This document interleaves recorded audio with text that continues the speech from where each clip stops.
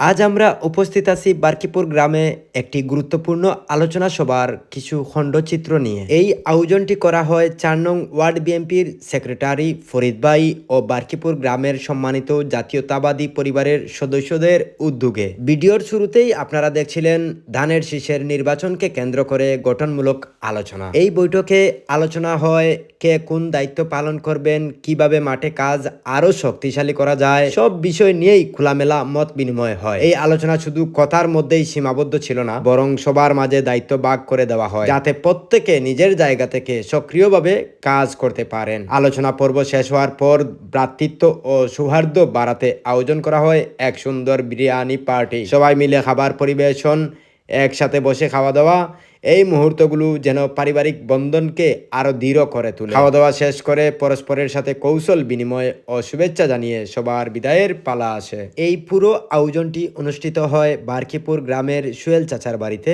এই বৈঠক আমাদের মনে করিয়ে দেয় ঐক্যবদ্ধ সংগঠন আর দায়িত্বশীল কর্মীরাই ধানের শীষের শক্তি। আজকে এই পর্যন্ত। আল্লাহ হাফেজ।